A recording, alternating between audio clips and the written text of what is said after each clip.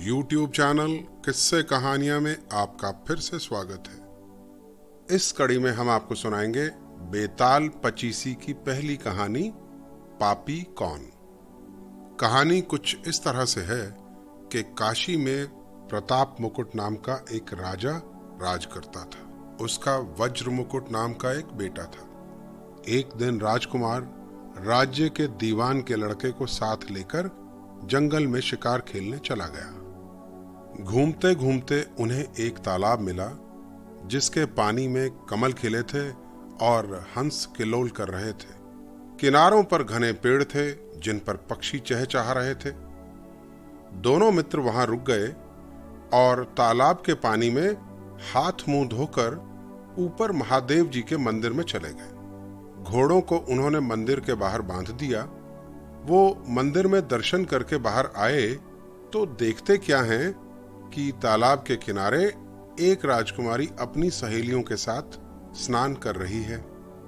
दीवान का लड़का तो वहीं एक पेड़ के नीचे बैठा रहा, लेकिन राजकुमार से ना रहा गया। वह आगे बढ़कर राजकुमारी को देखने लगा।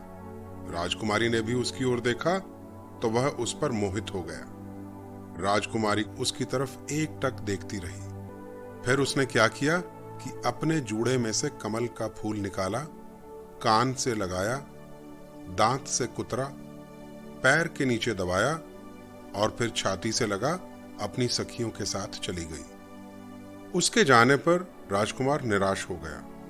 वह अपने मित्र के पास आया और उसे सब हाल सुनाकर बोला, मैं इस राजकुमारी के बिना नहीं रह सकता, पर मुझे ना तो उसका नाम मालूम है ना ठिकाना। वो कैसे मिलेगी? दीवान के लड़के ने कहा, राजकुमार आप इतना घबराएं नहीं, वह सब कुछ बता गई है। राजकुमार ने पूछा, कैसे? दीवान का लड़का बोला, उसने कमल का फूल सर से उतारकर कानों से लगाया तो उसने बताया कि मैं कर्नाटक की रहने वाली हूं। दांत से कुतरा तो उसका मतलब था कि मैं राजा दंत बाट की बेटी हूं। पांव से दबाने का अर्थ यह था कि मेरा नाम पद्मावती है। और छाती से लगाकर उसने बताया कि तुम मेरे दिल में बस गए हो। इतना सुनना था कि राजकुमार खुशी से फूल उठा। बोला, अब तो मुझे कर्नाटक देश ले चलो भाई। उसके बाद दोनों मित्र वहां से चल दिए। घूमते फिरते सैर करते दोनों कई दिन बाद कर्नाटक पहुंचे। राजा के महल के पास गए तो देखा एक बुढ़िया अपने घर के द्वार पर बैठी चरखा काट रही थी। उसके पास जाकर दोनों अपने घोड़ों से उतरे और बोले, माई हम सौदागर हैं, हमारा सामान पीछे आ रहा है, हमें रहने की थोड़ी सी जगह दे दो। उनकी शक्ल सूरत देखकर और बात सुनकर बुढ़िया के मन में ममता उमड़ आई। बोली, बेटा तुम्हारा अपना घर है, जब तक जी में आए यहां रह सकते हो। दोनों वहीं ठहर गए। दीवान के बेटे ने बुढ़िया से पूछा, माई तुम क्या करती हो? तुम्हारे घर में कौन कौन है? तुम्हारी गुजर बसर कैसे होती है? बुढ़िया ने जवाब दिया, मेरा एक बेटा है जो राजा की चाकरी में है। मैं राजा की बेटी पद्मावती की धाय थी। बूढ़ी हो जाने से अब घर में रहती हूं। राजा खाने पीने को दे देता है। हाँ, दिन में एक बार राजकुमारी को देखने महल में अब भी जाती हूं मैं। यह सुनते ही राजकुमार की आंखों में चमक आ गई। उसने बुढ़िया को कुछ धन दिया और कहा, माई कल तुम वहां जाओ तो राजकुमारी से कह देना कि जेठ सुदी पंचमी को तुम्हें तालाब पर जो राजकुमार मिला था वो आ गया है।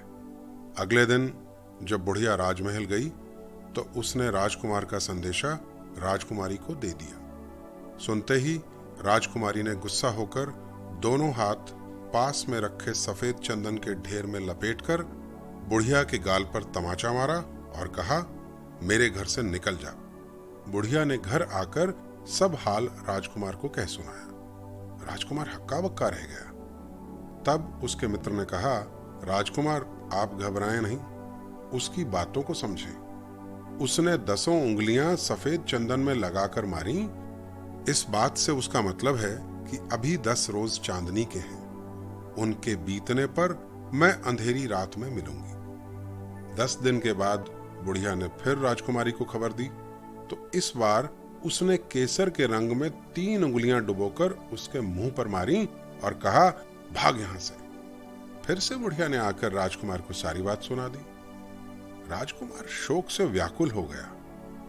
दीवान के लड़के ने समझाया, इसमें हैरान होने की क्या बात है। उसने कहा है कि महल में अभी पूजा पाठ का आयोजन है, 3 दिन और ठहरो। 3 दिन बीतने पर बुढ़िया फिर से राजमहल पहुंची। इस बार राजकुमारी ने उसे फटकार कर पश्चिम दिशा की खिड़की से बाहर निकाल दिया। उसने आकर राजकुमार को बता दिया। बुढ़िया की बात सुनकर दीवान का लड़का बोला, मित्र, राजकुमारी ने आज रात को तुम्हें उस खिड़की की राह बुलाया है। मारे खुशी के राजकुमार उछल पड़ा। समय आने पर उसने बुढ़िया की पोशाक पहनी, इत्र लगाया, हथियार बांधे और रात के 2 पहर बीतने पर वह महल में जा पहुंचा और खिड़की से होकर अंदर चला गया। राजकुमारी वहां तैयार खड़ी थी। वह उसे भीतर ले गई। अंदर के हाल देखकर राजकुमार की आंखें खुली रह गईं। एक से एक बढ़कर चीजें थीं। रात भर राजकुमार राजकुमारी के साथ रहा। जैसे ही दिन निकलने को आया कि राजकुमारी ने राजकुमार को छिपा दिया और रात होने पर फिर से बाहर निकाल लिया। इस तरह कई दिन बीत गए। अचानक एक दिन राजकुमार को अपने मित्र की याद आई। उसे चिंता हुई कि पता नहीं उसके मित्र का क्या हुआ होगा। उदास देखकर राजकुमारी ने कारण पूछा तो उसने बता दिया। राजकुमार बोला, वह मेरा बड़ा प्यारा दोस्त है, बड़ा चतुर है। उसकी होशियारी से ही तो तुम मुझे मिल पाई हो। राजकुमारी ने कहा, अगर ऐसी बात है तो मैं उसके लिए बढ़िया बढ़िया भोजन बनवाती हूं, तुम उसे खिलाकर तसल्ली देकर लौट आना। खाना साथ में लेकर राजकुमार अपने मित्र के पास पहुंचा। वे महीने भर से मिले नहीं थे। राजकुमार ने मिलने पर सारा हाल सुनाकर कहा कि राजकुमारी को मैंने तुम्हारी चतुराई की सारी बातें बता दी हैं और उसने तुम्हारे लिए यह स्वादिष्ट भोजन बनाकर भेजा है। दीवान का लड़का सोच में पड़ गया। उसने कहा, यह तुमने अच्छा नहीं किया। राजकुमारी समझ गई कि जब तक मैं हूं वह तुम्हें अपने वश में नहीं रख सकती, इसलिए उसने इस खाने में जहर मिलाकर भेजा है। यह कहकर दीवान के लड़के ने थाली में से एक लड्डू उठाकर पास में घूम रहे एक कुत्ते के आगे डाल दिया। खाते ही कुत्ता मर गया। राजकुमार को बड़ा बुरा लगा। उसने कहा, ऐसी स्त्री से तो भगवान बचाए, मैं अब उसके पास नहीं जाऊंगा। दीवान का बेटा बोला, नहीं, अब ऐसा उपाय करना चाहिए जिससे हम उसे घर ले चलें। आज रात को तुम वहां जाओ। जब राजकुमारी सो जाए तो उसकी बाईं जांघ पर त्रिशूल का निशान बनाकर उसके गहने लेकर चले आना। राजकुमार ने ऐसा ही किया। उसके आने पर दीवान का बेटा उसे साथ लेकर योगी का भेष बना मरघट में जा बैठा और राजकुमार से कहा कि तुम ये गहने लेकर बाजार में बेच आओ। कोई पकड़े तो कह देना कि मेरे गुरुजी के पास चलो और उसे यहां ले आना। राजकुमार गहने लेकर शहर गया और महल के पास एक सुनार को उन्हें दिखाया। देखते ही सुनार ने उन्हें पहचान लिया और वो राजकुमार को कोतवाल के पास ले गया। कोतवाल ने पूछा तो राजकुमार ने कह दिया कि ये गहने मेरे गुरु ने मुझे दिए हैं। गुरु को भी पकड़वा लिया गया। सब के सब राजा के सामने पहुंचे। राजा ने पूछा, योगी महाराज, ये गहने आपको कहां से मिले? योगी बने दीवान के बेटे ने कहा, महाराज, मैं मसान में काली चौदस को डाकिनी मंत्र सिद्ध कर रहा था कि डाकिनी आई।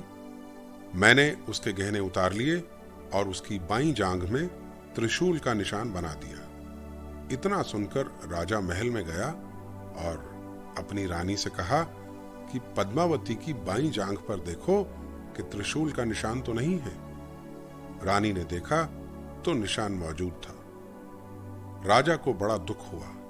बाहर आकर वह योगी को एक ओर ले जाकर बोला, महाराज, धर्मशास्त्र में खोटी स्त्रियों के लिए क्या दंड है? योगी बने दीवान के बेटे ने जवाब दिया, राजन, ब्राह्मण, गऊ, स्त्री, लड़का और अपने आश्रय में रहने वाले से कोई खोटा काम हो जाए तो उसे देश निकाला दे देना चाहिए। यह सुनकर राजा ने पद्मावती को डोली में बिठाकर जंगल में छुड़वा दिया। राजकुमार और दीवान का बेटा तो ताक में बैठे ही थे। राजकुमारी को अकेला पाकर उसे अपने साथ ले वो अपने नगर में लौट आए और आनंद से रहने लगे। दोस्तों, इतनी बात सुनाकर बेताल ने राजा विक्रम से कहा, राजन, यह बताओ कि इस सारे प्रकरण में पाप किसको लगा? विक्रम ने एक पल सोचा और कहा, पाप तो राजा को यानी पद्मावती के पिता को लगा, क्योंकि दीवान के बेटे ने अपने स्वामी का काम किया, कोतवाल ने राजा का आदेश माना और राजकुमार ने तो अपना मनोरथ सिद्ध किया। राजा ने पाप किया जो बिना विचारे अपनी बेटी को देश निकाला दे दिया। विक्रम का इतना कहना था कि बेताल उड़कर वापस फिर से उसी पेड़ पर जा लटका जहां से विक्रम उसे लेकर चला था। विक्रम लौट कर गया और बेताल को पेड़ से उतारकर दोबारा लेकर चल दिया। रास्ते में बेताल बोला, राजन सुनो, एक कहानी और सुनाता हूं। तो दोस्तों, इसके बाद बेताल की अगली कहानी शुरू होती है, जिसे हम आपको सुनाएंगे अगली YouTube वीडियो में। बेताल पचीसी की पहली कहानी जो अभी आपने सुनी वो आपको कैसी लगी, हमें अपने कमेंट्स में जरूर बताइएगा।